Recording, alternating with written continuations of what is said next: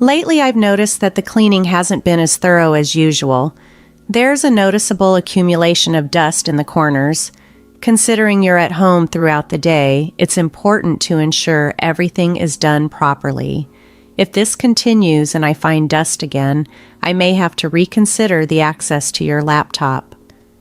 My husband Peter has become more distant ever since I started dedicating more time to my work as a cartoonist. When I'm buried under deadlines, he frequently complains about the household chores and sometimes insists that I redo them. He expects the cleaning to be impeccable because I'm at home, but he doesn't seem to understand that cartooning is more than just a hobby for me. It's my passion, and I'm not willing to give it up. Additionally, I've started to feel that Peter might be keeping something from me, and I can no longer overlook his secretive behavior. My name is Brenda. I'm 34 years old, and I work as a freelance animator. I create essay-style cartoons and manage to fit my work around the household chores. When Peter, who is now 36, and I got married 7 years ago, we had an agreement that I would be a full-time homemaker. 3 years into our marriage, I faced the profound loss of both my parents. As their only child, I inherited their house, and we moved in.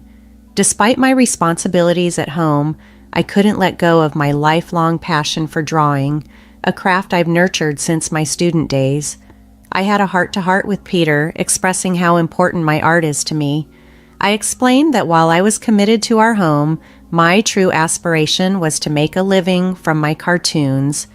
Initially, I only published independent comics, and Peter seemed to dismiss this as a mere hobby, but he reluctantly agreed to let me pursue it from home. Things took a promising turn about 5 months ago when a magazine editor discovered my work on my website. This led to a regular spot in the magazine, a 3-page, 4-panel cartoon feature every month. Since then, I've received more commissions for cartoons and illustrations, keeping me quite busy. However, when I shared my excitement and success with Peter, his response was disheartening. He coldly accused me of neglecting my duties as a housewife, suggesting that my cartooning should remain a sideline. He even implied that the money I was earning was insignificant, merely pocket money. Hurt by his words, I stood my ground. I told him, "I know you're not into cartoons, Peter, but being a cartoonist has always been my dream. It might seem small to you, but I'm getting paid for my work, and that makes me a professional. Please don't belittle what I do. Despite the challenges, I am determined to continue pursuing my passion, striving to balance both my career and my commitments at home." When I finally stood up for myself, Peter's reaction only intensified his displeasure. "You rely on me, and yet you talk back? If you're so unhappy, why don't you try earning more than me?" he retorted. I was taken aback. Typically, I earn about $1,000 a month, but I've limited my workload to accommodate him. Additionally, Peter often criticizes the state of our home, accusing me of slacking off on the cleaning and threatening, albeit not seriously, to sell my laptop if he sees dust again. His words hang over me like a threat, and even though I know he might not follow through, the fear it instills causes me to spend more time cleaning than meeting my professional deadlines. When I'm engrossed in work, Peter becomes even more difficult, pointing out every little household task that needs attention. The tension reached a peak one evening after a particularly busy day. Peter arrived home and, as usual, expected dinner immediately. He sat down, took a bite of the stew, and angrily exclaimed, "What's this? The carrot isn't cooked properly. Are you trying to upset me? I come home exhausted and this is what you serve?" Caught off guard while still processing a deadline I had just met, his sudden outburst yanked me back to the moment. As I turned towards him, he grabbed his glass of beer and splashed it over me. Shocked and drenched, I couldn't believe what had just happened. The incident was utterly unexpected, and the surprise of it struck me deeply. "I'm sorry, I must have been distracted while cooking," I replied, trying to keep the peace. "The rest of the meal should be fine. It's just the carrots that are off." In my rush, I had forgotten to parboil the carrots before adding them to the stew, a mistake uncharacteristic of me, especially since I had taken care to ensure that the potatoes were perfectly cooked. Such errors were not typical for me, and it stung to be confronted so harshly over a simple oversight. I felt terrible after the incident. It seemed Peter couldn't easily let go of my mistake. He expressed his frustration harshly. "It's frustrating to have a wife who can't handle basic household tasks. Maybe I shouldn't have married you." His words stung as he abruptly left the dining room. I followed him, trying to understand where he was going and why.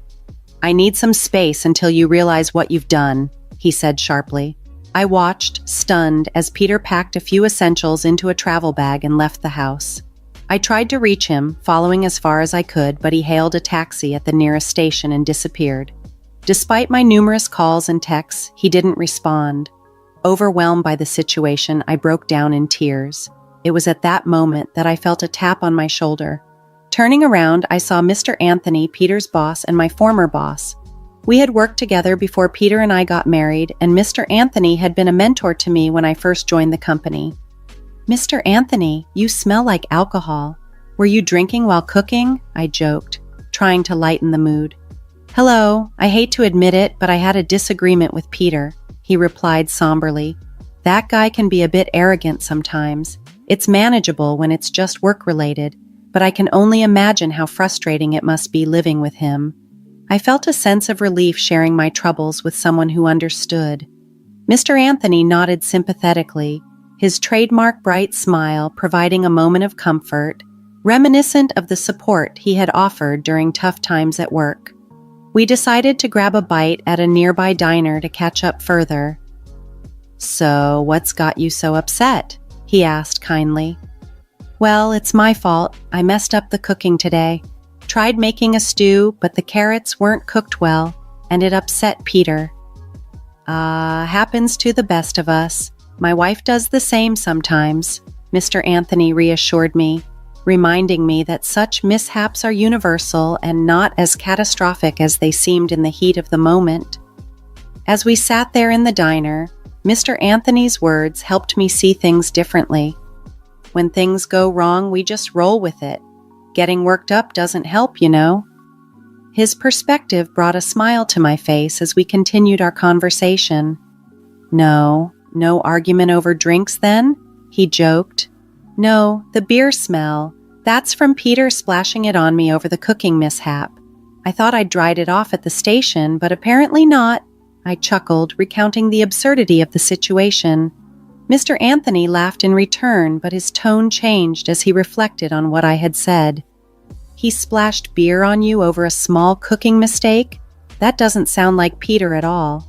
I never liked the guy much, but I never thought he'd do that to his wife." His voice carried a genuine indignation that oddly lifted my spirits.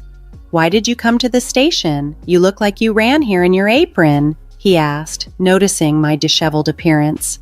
"Another issue with Peter," I sighed. "He called me lazy and stormed out, saying he wouldn't return until I reflected on my actions. I followed him, but he took a cab and left. I'm lost." Seeing my distress, Mr. Anthony's expression softened. "I can't say for sure what's going on, but I have a bad feeling. I'll look into Peter for you. You might want to check the house for anything he might have left behind," he suggested before we parted for the day. Following his advice, I searched through Peter's usual spots at home and found a hotel points card in his pants pocket. It had been recently used on a Saturday, a day he had claimed to be working. My suspicion grew as I remembered the GPS locator app we installed before getting married. I checked it and found Peter's location in an unexpected place, a popular tourist spot known for romantic getaways. Convinced he was with someone else, I called Mr. Anthony the next day. "Mr. Anthony, thank you for yesterday." "No problem. Is everything all right? Did Peter not show up for work today?" he asked. Mr. Anthony remained silent for a moment before exhaling heavily, sensing the gravity of the situation unfolding. "Yes, Peter is on paid leave for the next 5 days. Mr. Anthony informed me over the phone. I suspected as much. I hate to say it, but he's probably... I understand. This helps clear things up. Thank you, I replied, my voice calm but the resolution within me firm. After ending the call, I took a deep breath and decided to leave the house. I had been contemplating my next steps for a while, preparing myself for what I might have to do if Peter ever betrayed me. Once I felt ready, I picked up my phone again and dialed another number. "Hey, it's been a while," I greeted the person on the other end, who responded with cheerful enthusiasm. But as soon as I brought up Peter, they immediately expressed their support for me. Hanging up, I felt a wave of reassurance wash over me, bolstering my belief that things would soon take a turn for the better. The next day, I was not alone. Accompanied by a few trusted individuals, I headed to the location indicated by Peter's smartphone GPS. It led us to a resort hotel near a renowned tourist spot. According to the GPS, he was currently outside near the beach. Peter's face lost all color the moment he saw me. Seizing the opportunity, I quickly aimed my phone at him and captured several photos documenting him in the company of a young woman in her early 20s. I had been discreetly photographing them for the past half hour as Peter applied sunscreen to the woman, who was clad in a bikini. I patiently allowed them to swim, meticulously gathering irrefutable evidence of Peter's infidelity. Their carefree demeanor and blatant display of affection didn't shock me. Instead, I felt a sense of relief that they were providing solid proof. What truly shook Peter, besides seeing me, was the presence of my in-laws standing just behind me, both wearing stern expressions. "What's happening here, Peter?" I approached with a forced smile, causing him to stumble backward in the sand and land on his rear. My mother-in-law let out a disappointed sigh. How disgraceful, even for my son. "And who is this woman you've abandoned your wife for?" Her words cut through the air, sharp and accusing. At home, Peter tried to shift the blame hurriedly, pointing at me. "Is it fair to say she does absolutely nothing? Even though she occasionally skips cleaning, she handles the laundry, cooking, and dishes every day, doesn't she? Even I sometimes skip cleaning, and I detest laundry so much that I often leave it to your father." "That's because you had a part-time job, right? But it's different with Brenda," my mother-in-law interjected, her tone unwavering. "She's a stay-at-home wife who spends her time drawing and playing." These words fueled my father-in-law's frustration. "You're completely clueless," he exclaimed loudly, drawing the attention of onlookers. Some passers-by even seemed poised to record the scene with their smartphones. "Why don't we continue this discussion in a more appropriate setting?" I suggested, trying to de-escalate the public spectacle. Everyone agreed, and my in-laws and I headed to a nearby restaurant. Peter and the woman he was with changed from their swimsuits into casual clothes and joined us. Once seated, we listened as Peter tried to justify his actions. "I wanted Brenda to be a stay-at-home wife, but she picked up this useless hobby of drawing cartoons and neglected her housework. When she refuses to obey me, it's only natural for me to seek a replacement wife," Peter declared blatantly. Deborah, the woman with him, was quick to respond. "Wait, that's different from what you told me. You said you were troubled because of a stalker at your house and you wanted to escape that reality for a while," she countered. "I suggested going to the police, but you assured me the stalker would be caught soon. I wouldn't have gone out with you if I knew you had a wife," Deborah sobbed, her distress evident.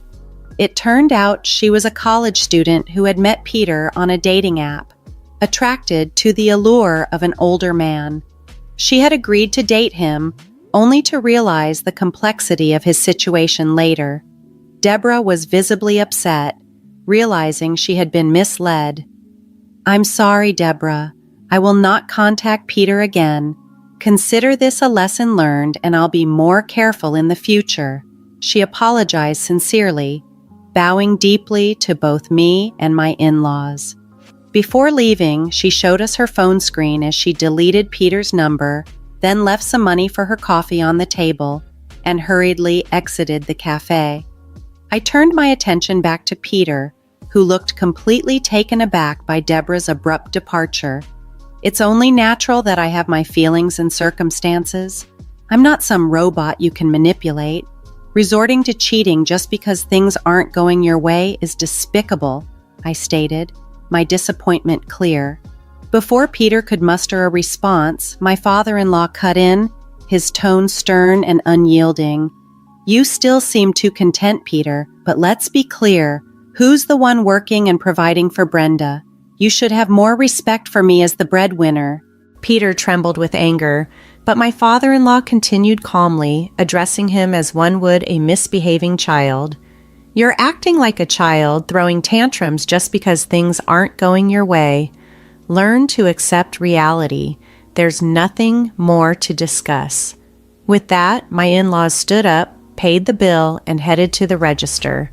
Left alone with Peter, I found myself struggling to find the right words. Breaking the tense silence, I finally spoke up. "Peter, I've been offered a serial comic strip in a magazine," I announced, watching his expression change to one of complete surprise. "Oh, congratulations," he managed to say, his tone shifting. "Because of this opportunity, I can no longer be the stay-at-home wife you envisioned. I'm sorry, but I'm tired of being disregarded and undervalued," I continued, gathering my resolve. "Peter, I want a divorce. I'm sorry, but it's all become too much. You can pursue your desires, and I will pursue my comics," Peter pleaded, tears welling up in his eyes. "I'll help with the housework. I won't be arrogant anymore."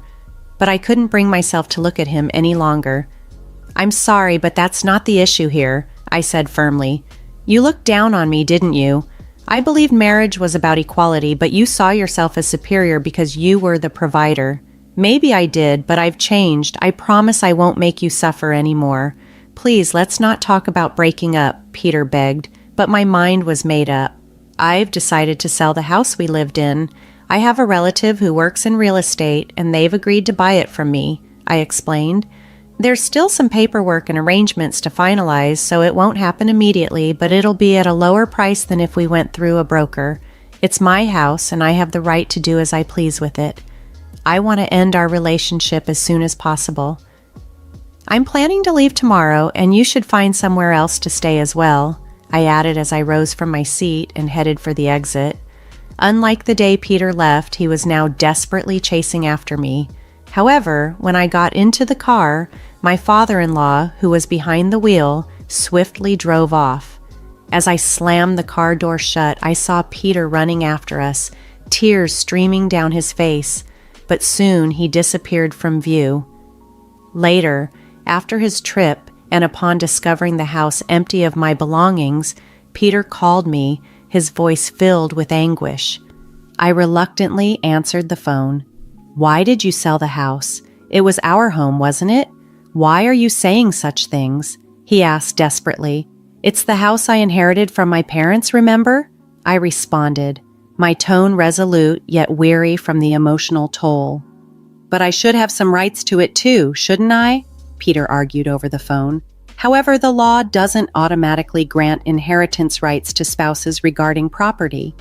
If you understand, please leave the house as soon as possible. Expect a call from the lawyer regarding alimony and the divorce proceedings. Don't try to avoid it," I responded firmly before ending the call. Later, I learned that Peter faced repercussions at work. While employees aren't typically required to disclose the reasons for taking paid leave, Mr. Anthony, Peter's boss, criticized him for using his leave to travel with his mistress, particularly under the circumstances of betraying his wife. This scrutiny added to the strain Peter felt at work, where he began to feel ostracized by his colleagues and uncomfortable daily. Moreover, his relationship with his in-laws deteriorated further. They had completely cut ties with him, and when Peter attempted to return to their house, they turned him away. After paying the alimony, Peter's savings dwindled, and he began accumulating debt. He now resides alone in a modest apartment, struggling to manage household tasks and leading a somewhat chaotic life. Mr. Anthony shared these details with me, but I found myself devoid of any sympathy for Peter. Meanwhile, I settled into a tidy studio apartment, focusing on my career. I began drafting for my serialized comic strip. It's an anthology style drawing inspiration from various people's experiences. The next story I plan to illustrate revolves around marital infidelity, and I'm contemplating using Peter's situation as material. This creative outlet has provided me not only a means to express myself but also to process the events that unfolded in my personal life.